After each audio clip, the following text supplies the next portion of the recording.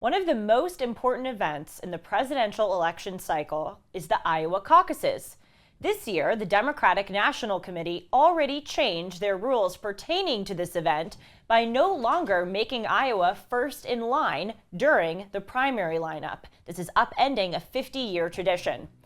Today, I am pleased to welcome Steve Deace to the program. He's an author and host of the Steve Deace Show on Blaze TV. He is an expert on the Iowa caucuses, so we're going to be talking about the way these events work and why they are so important.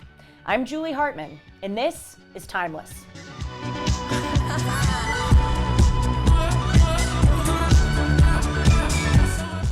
Hi everyone, welcome to Timeless. I hope that you're having a great week. Just a reminder to hit the subscribe button down below so that you can stay notified every time I post a Julie Noted news video or a Timeless episode. And you can also follow me on Instagram and Twitter at Julie R. Hartman.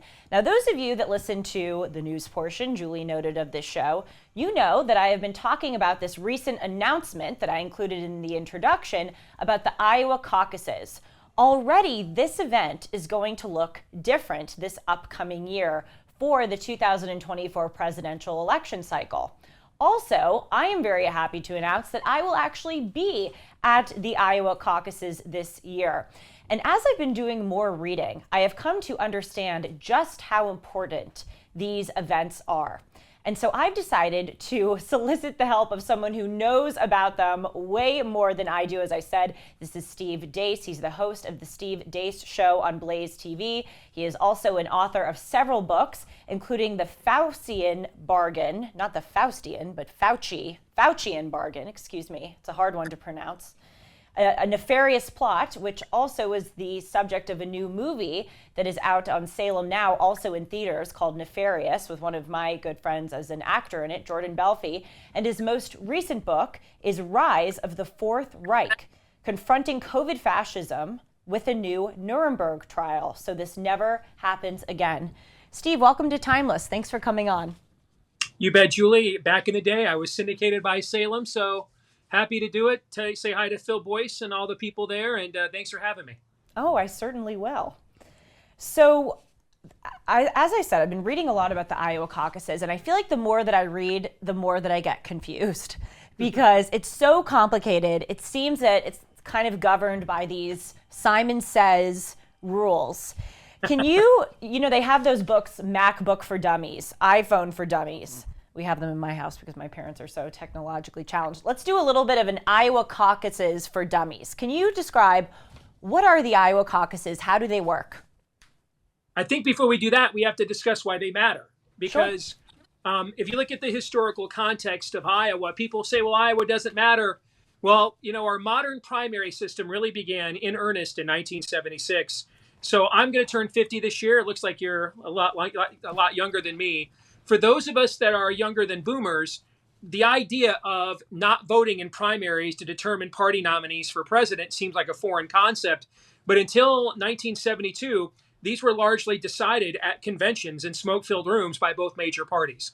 And then there were a slate of reforms post-Watergate to open up the process, to democratize it more. And the first year that the modern primary system as we know it today, where essentially, unless you're a Democrat superdelegate, the people decide, that began in 1976 with the very first Iowa caucuses. Jimmy Carter won those. Ronald Reagan narrowly lost to Gerald Ford, and that kind of set the stage that Reagan was a legitimate candidate. And so since 1976, no Republican that did not finish in the top three in Iowa has ever won the presidency. And since 1976, no Republican, or only one Republican that didn't finish in the top three in Iowa, has even won the nomination. And that was John McCain in 2008, Julie, but he finished fourth only by 0.39 points. So that was a virtual tie. And so Iowa does not necessarily pick the nominee, but it does go a long way in determining who it won't be. And if you look at it all time, Iowa and New Hampshire kind of as a package duo. New Hampshire is basically a suburb of Boston. A lot of television matters. It's a primary, so a larger turnout event. Iowa only has one top 100 television market, Des Moines, where I live. The rest of it is all very retail and grassroots. And so between Iowa and New Hampshire on a smaller stage, you have both the grassroots side of politics and the media side of politics. that both go a long way towards testing the strength of what you are as a candidate. All time, there have been 5 candidates that have won Iowa and New Hampshire in years that they were both contested. And all 5 times that person went on to become the nominee. So this does go a long way in determining the process. And that kind of leads to the uniqueness of it.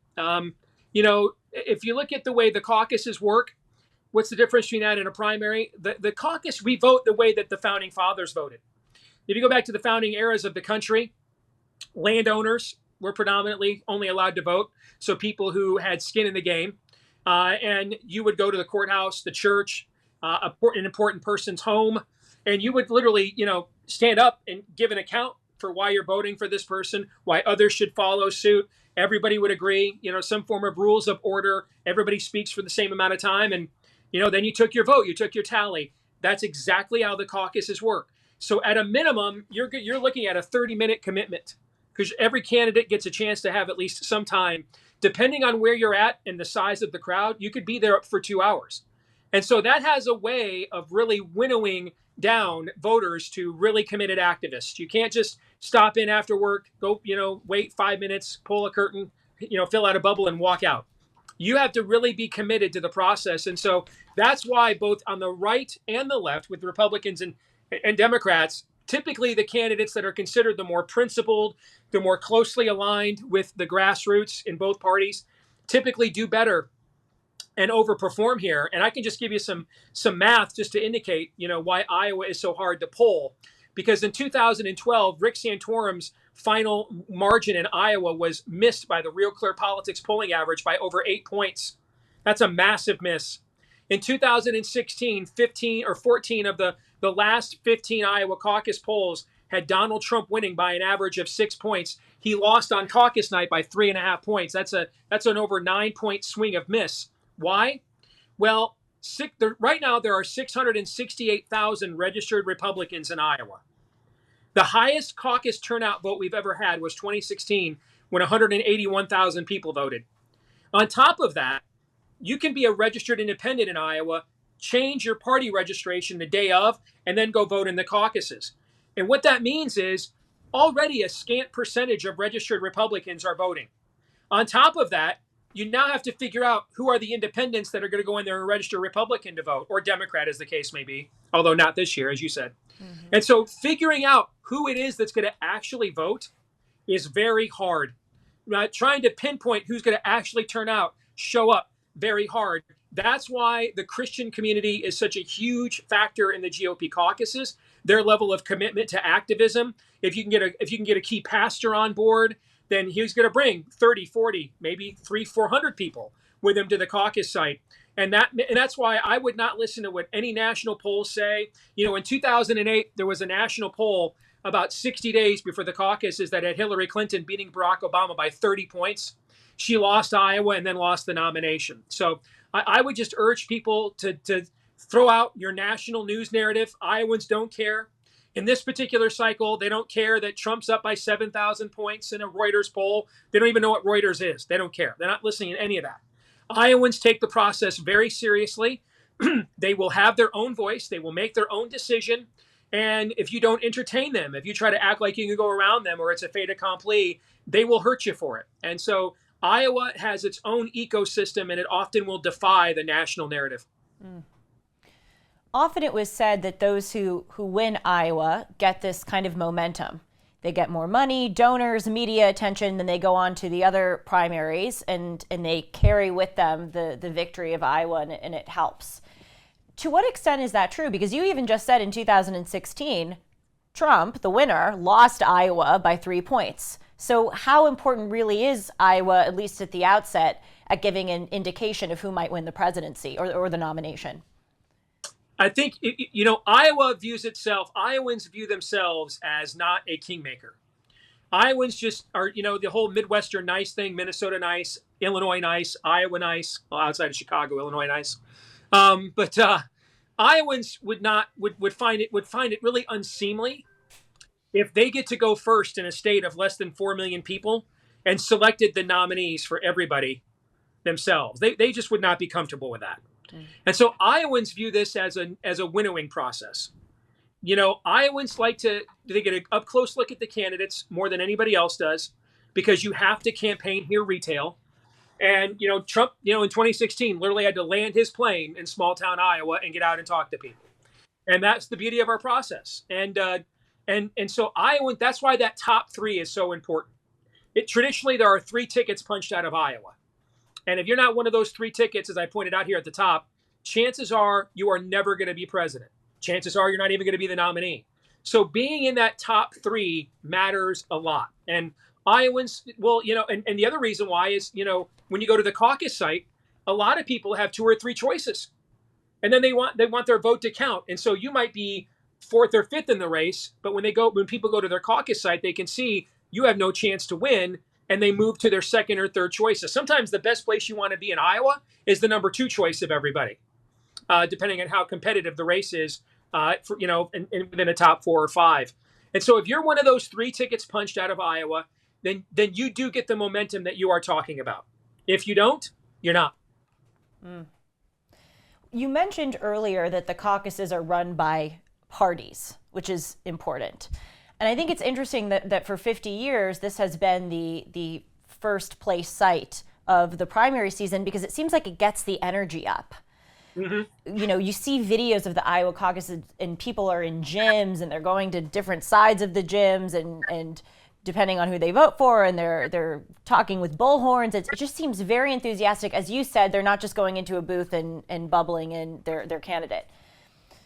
So can you talk a bit about what are some of the ways that voters try to advocate for their chosen candidate? I said earlier, it seems like it's run by Simon Says type rules, just obscure ways of going about things.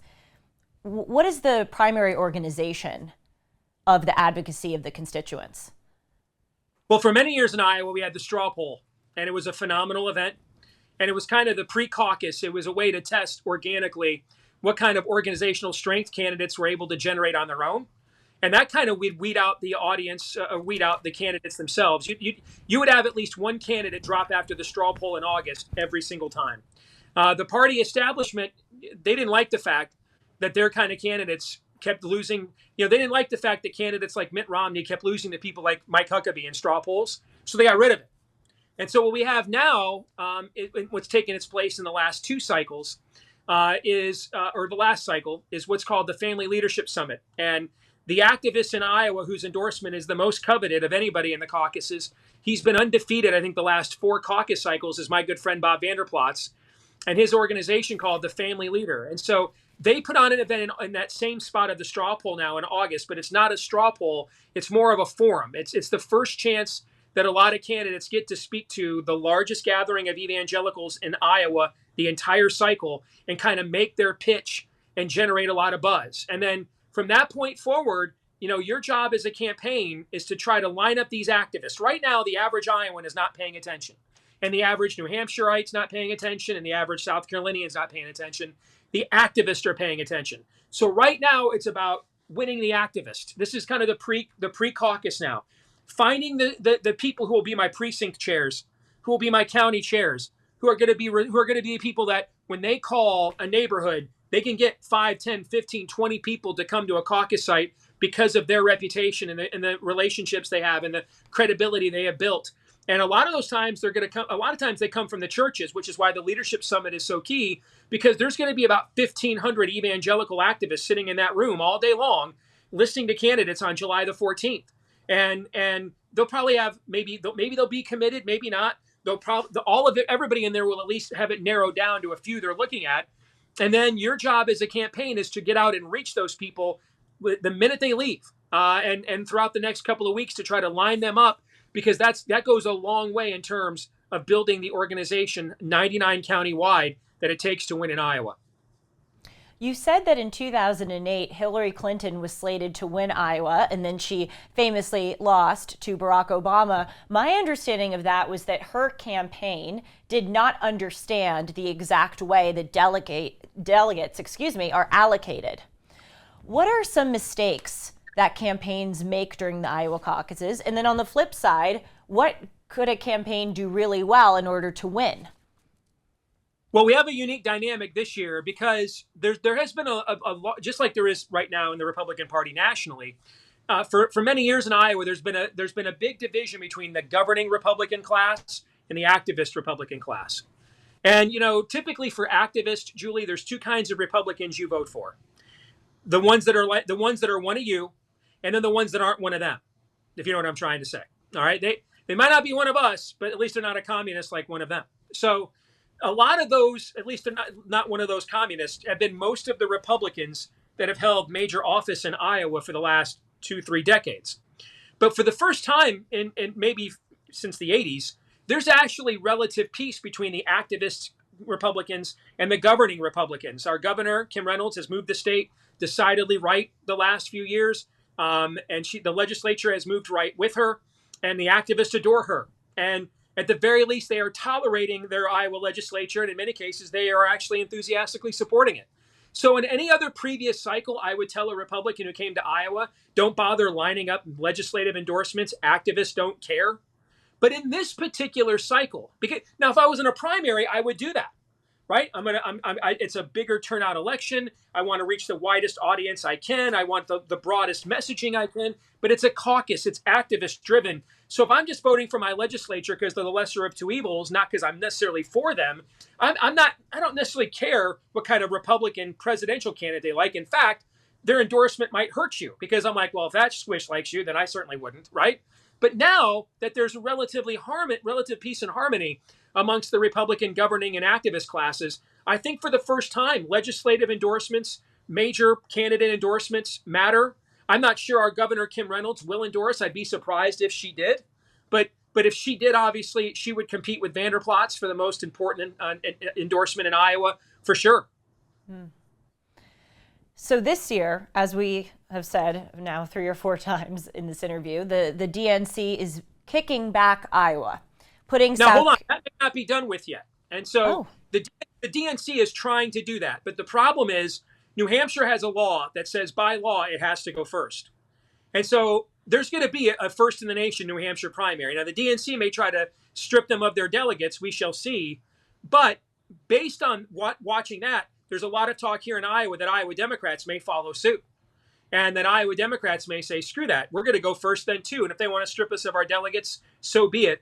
But we're not just going to roll over and play dead. Now, they're being quieter about it than they are in New Hampshire. And in New Hampshire, they're covered by a law. New Hampshire Democrats at least have a legal excuse to defy the party. But I could absolutely, if New Hampshire goes ahead and goes forward with a first in the nation primary in defiance of the DNC, I could see Iowa Democrats doing the same. But I don't think they'll do it if New Hampshire doesn't. You're mentioning delegates here. Can we just pause for a moment and do delegates for dummies explanation? How are delegates allocated in the Iowa caucuses and during a New Hampshire primary, let's say? So when you go to the Iowa caucuses, you will sign up for whether or not you are willing to be a delegate for the candidate, and that would mean you would go to the county convention, and if your candidate won that particular county, then you would represent them at the state convention when the delegates are officially ratified. The parties will a lot of time. There's two kinds of delegates. Or two kinds of caucuses, primary caucus states. There's winner take all, or then there's when they are allocated, that's done based on the ratio of your total vote. And so, even though we beat Donald Trump here in 2016, I say we because I was on the Ted Cruz for president campaign. I worked for the campaign. So even though we beat Donald Trump here, we only got a handful of more delegates than he did because the race was relatively close and they were proportioned by the total amount of the vote. There aren't a lot of winner-take-all states anymore. When I was growing up as a kid, a lot of states were. The party process, the party elites don't like winner-take-all as much as they like proportionality. And so that means you've got to go through a delegate process. You have to go to the county convention, the state convention, and then some states still allow you, those delegates don't have to be locked into you. And so in some states, those delegates can decide that they want, once they get to the state convention, they can actually go with another candidate. That's perfectly in line with state law and the bylaws of the party within that state as well. What are your predictions for how well certain candidates in both the Democrat camp and the Republican camp will do? I think if we end up having a caucus in Iowa for the Democrats, we have always had a very strong, you can call them anti-vax, anti-big pharma, natural medicine, whatever term du jour you prefer. But we have always had a very strong population of that in Iowa. It is fairly bipartisan.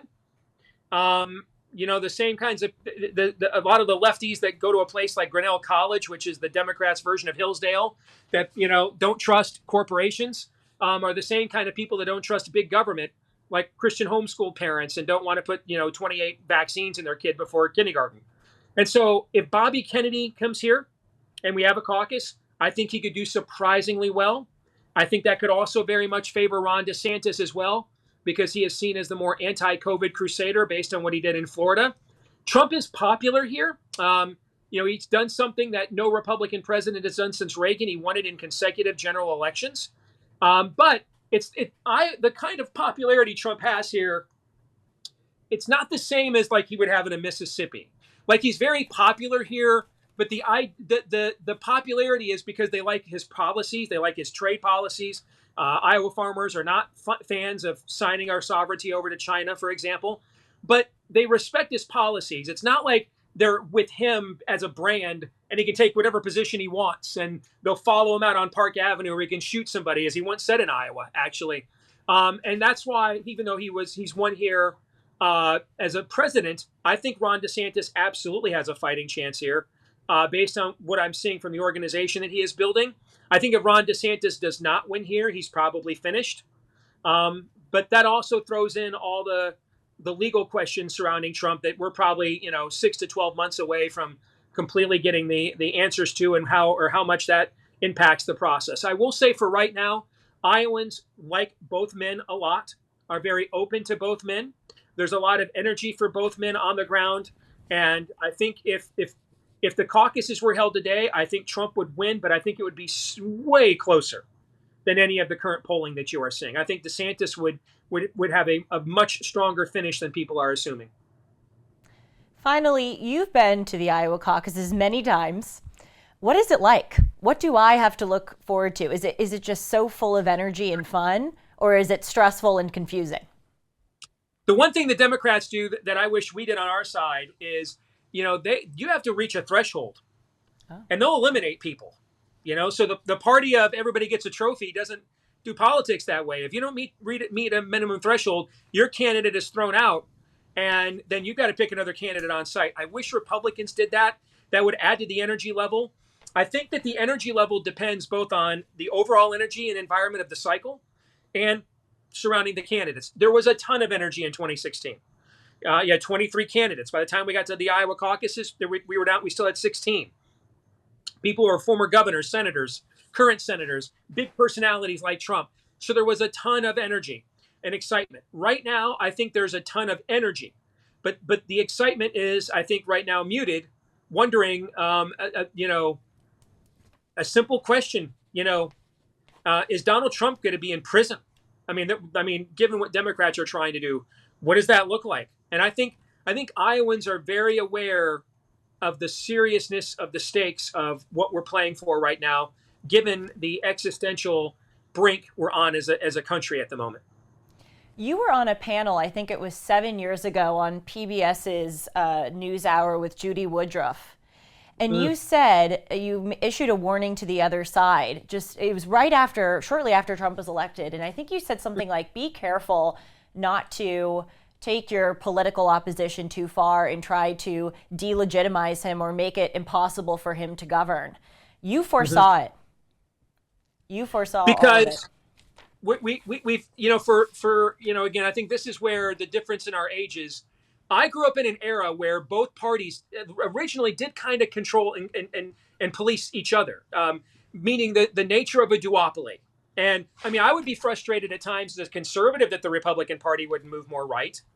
But actually, I was frustrated a lot of times. But that was part of the relationship that both parties understood. There was a rule of engagement that if we go too crazy left of center or too crazy right of center, like if I were to tell you, all right, one guy, I'll give you two presidents, Bill Clinton, George W. Bush.